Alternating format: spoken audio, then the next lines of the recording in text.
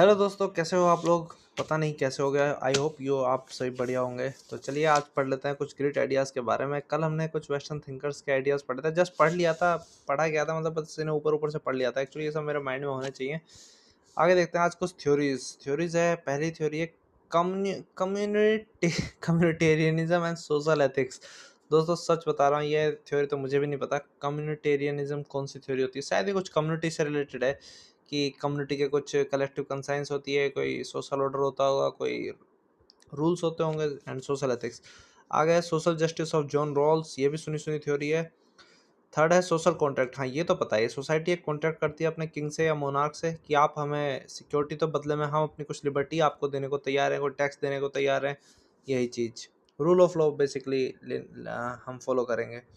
चौथी थ्योरी है doctrine of double effect. Double effect का मतलब होता है जैसे कि क्या सिविल, अच्छा, डॉक्ट्रिन ऑफ डबल इफेक्ट होता है कोई एक ही काम का दो इफेक्ट हो। जैसे पुलिस को ने एक टेररिस्ट का एनकाउंटर किया, मगर वो टेररिस्ट की लोकेशन थी एक सिविल एरिया में, कोई मार्केट में, स्कूल में, हॉस्पिटल में, कोई कमर्शियल एरिया में था। तो ऐसे में क्या हो सकता था कि टेररिस्ट तो मरा ही, लेकिन वहाँ एक प्रोबेबिलिटी थी कि वहाँ के जो सिविलियन है उन्हें भी हिट हो सकता था। तो ये है डॉक्ट्रिन ऑफ डबल इफेक्ट। कोई भी एक सिंगल, कई बार काम ऐसा होता है इसके दो इफेक्ट होते हैं। एक इफेक्ट तो उसका मैनिफेस्टेशन होता है जो डायरेक्ट इफेक्ट होता है, एक इनडायरेक्ट इफेक्ट होता है।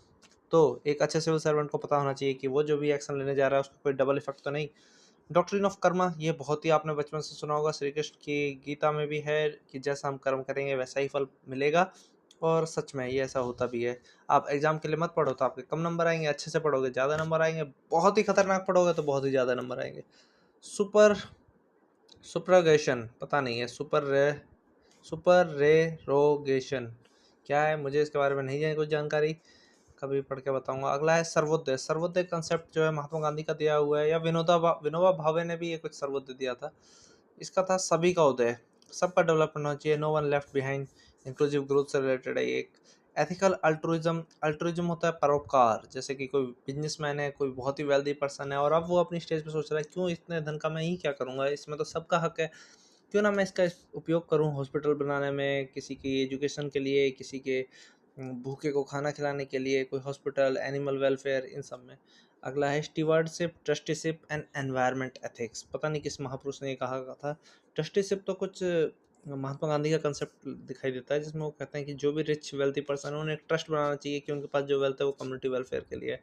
10वां है virtue ethics and cardinal virtues. Cardinal virtue कुछ अरिस्टोटल से रिलेटेड है शायद, मुझे अभी तो अच्छे से याद नहीं है, पर जब कभी याद आएगा तो मैं आपको जरूर बताऊंगा। हाँ यहाँ पर लिखा है ना, एरिस्टोटल का कार्डिनल वर्च्यूज। जय हिंद, जय भारत। इसी के लिए अभी के लिए इतना ही, बाय।